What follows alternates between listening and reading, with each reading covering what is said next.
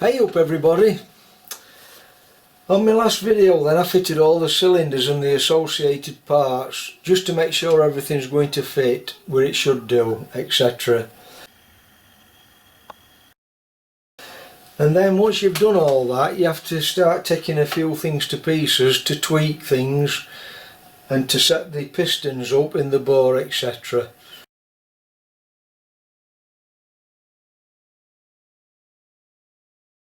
For anybody that's making one of these that's a beginner, or it's the first one that they've done, you might put everything together and you might think, crikey, this is never going to turn.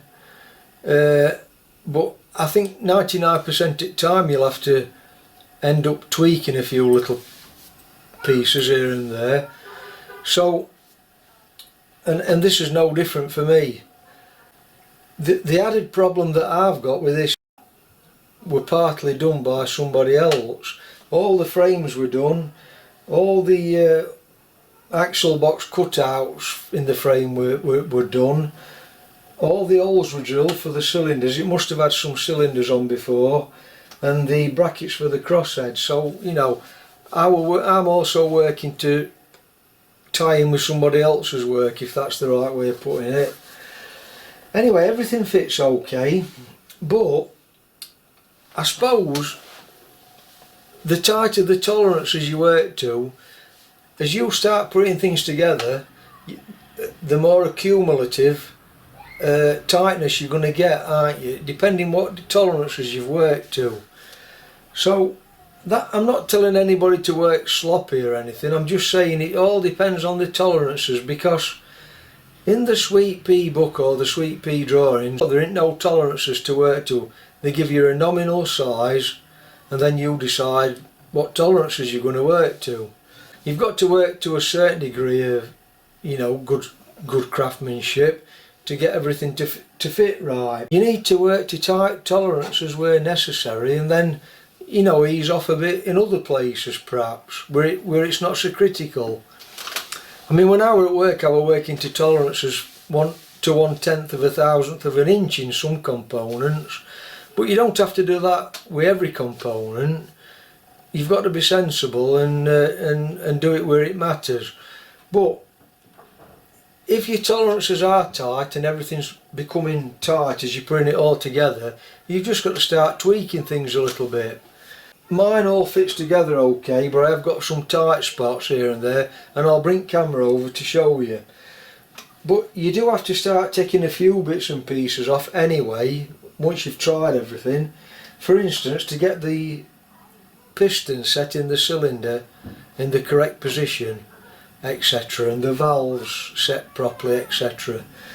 In fact, one of my problems is a problem I've created myself. I'll explain that in a minute. So let me bring camera over and explain what's going to be needed to get this working okay. In my case, things are quite tight, right? So you can't turn the wheels, there's nowhere to get hold of to turn the wheels, etc. So what I do, I roll a piece of shimming round the axle, and then on the ends of that I super glue them to keep it in place so that I can get my mole grips on my axle without damaging the axle. Because obviously if you dig them into axle, it's going to leave indentations in axle, isn't it? You know, put a bit of shimming round, just as good practice to save you marking all the axle. Then what you've got to do, you can get your grips on and you can start turning things. So I've took my covers off my cylinder, and now I've got to get this piston set in the cylinder correct. So on your piston cover, you remember you put a recess or a spigot on your cover that fits in the bore. So you've got to get this piston set equally on both sides so that it's not touching the cover, or it's, in fact there'll be a little space before it hits the cover on each side. So I want to turn the axle now and watch my piston come up. Right, my piston's coming to end at bore and it wants to be stopping somewhere there really, but mine's keeping going, look. So mine's coming actually through the edge of the bore there, which is no good. So I've got to adjust the piston rod in the crosshead. So here lies my other problem, which I've created myself. When I made my meter maid, I often wondered why they hadn't put a lock nut up on the piston rod up to the crosshead. Now I might be talking out the top of my head here when I say this. It's just something that crossed my mind once when I've been using my meter maid on track. When everything's run in and bedded in, etc., and you're using your locomotive, I mean this might happen over a long period of time, but what if your piston turns in your bore? I mean, it may only turn a couple of thousandths of an inch, and then it may do it again another time and then another time. It's going to gradually either move the piston rod out of the crosshead or into the crosshead. Therefore it's going to upset the stroke of the piston in the bore. You've not got a lot to play with before it hits them covers, have you? Not really. So I thought, I wonder why they never put a lock nut on there. So what I've done, I've put a lock nut on this time. I've counterbored that lock nut so it's 2/3 of the way through. It's counterbored, the same diameter as the piston. So I've only got a couple of threads actually on the threaded part of the piston rod. And then I thought, when I get the piston set, I can just nip that nut off and then everything's going to stay in position. I mean, it might not be needed, it might be just me, like I say, being pedantic. But anyway, now because my piston's stuck out at bore, I've got no more room to take it back. So what I've got to do, I've got to either thread the piston rod and maybe another 1/8 up the rod, or just do away with that lock nut. So I've not decided what I'm doing with that yet. But that's not a big job. I've just got to take the piston out and sort that out. Then my other problem is, look at my slide bar here. It's not quite resting underneath this bracket or pillar. So if I clamp that up now, it's going to put strain on the slide bar, which in turn will put strain on the piston rod, and that's going to make things tight. So I've got to solve these things now. And then the other thing is, you want to be really solving one side's problem at a time. You don't want to have both of them coupled up together really, because you're not going to know, you're going to be thinking, is it this side that's binding or is it that side? So best thing to do is take one side completely off and work on one side at a time. I will say this though, I didn't put these brackets on here, so because I've worked at all the other dimensions that you should do, that might be one reason why that's not fitting very good there. So I've got to tweak that anyway. I'll get all this other side stripped down and took off, and then we'll reconvene and have another look at it and see what it's like. And just while I've got this piston at front dead centre, I'm just going to take a measurement to give me a rough idea how much it's got to go back. So if I can't get in here very well to measure, so I'll use my cover as a datum point. I've got to get this set back so it's equal on each side of the stroke in the bore. I'll just quickly explain what I'm aiming for with my piston position. So a quick drawing here. This part is the cylinder, which is 3 inch. I put the cylinder covers on each end and they protrude into the bore 3/32. There, look.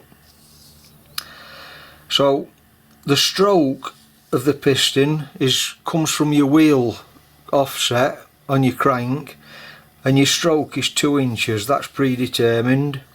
So you've got a 2 inch stroke. Right, the piston's 5/8 wide. So let's say the stroke is at the rear dead centre, ready for coming back. So it'll be in that position. Your piston's 5/8, so if your stroke's 2 inch, your piston's going to move 2 inches each time up and down the bore. If you're looking at it the other way, it'll be 2 inches that way. So what you do then, you take your 2 inch from your 3 inch, which is the overall cylinder size. That leaves you 1 inch. Your piston is 5/8 wide, so you take 5/8 off from your 1 inch. That leaves you 3/8. So the distance you've got free space is 3/8. That's overall both sides. Divide that by 2. That gives you 3/16 free space on each side from the edge of the cylinder. But your covers are protruding 3/32 into the bore. So if you take 3/32 off of 3/16, that leaves you 3/32. So you've got 3/32 clearance before your piston hits your cover on each stroke, on each side of the stroke.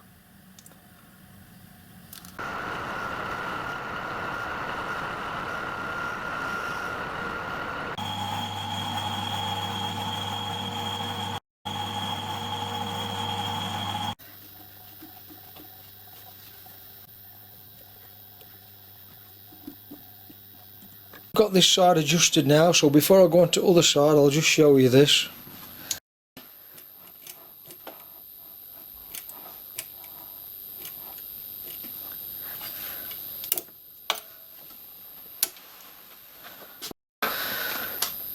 So that's my piston now in correct position.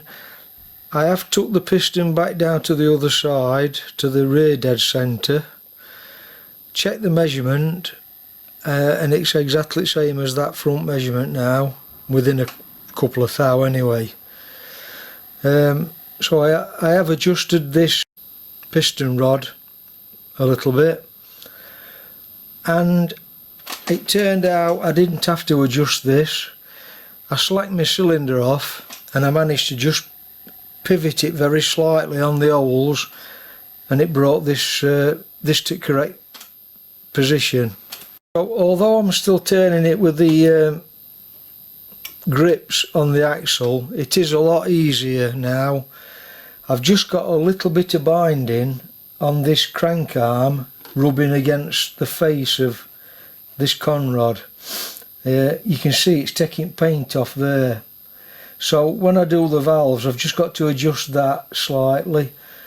I've noticed when I get back to rear dead centre, that's when it's rubbing and binding slightly.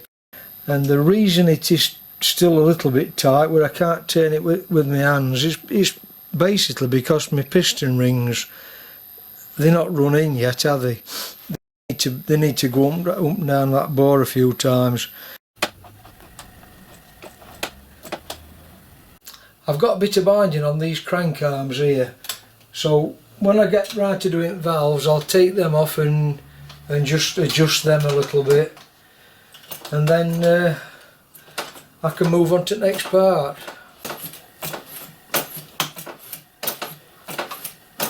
Well, I think that's it for this one then. If you found that interesting, useful, etc, etc, give me a thumbs up and a subscribe, I'd appreciate that. And I'll catch you on the next part to this then. Thanks for watching. Bye for now.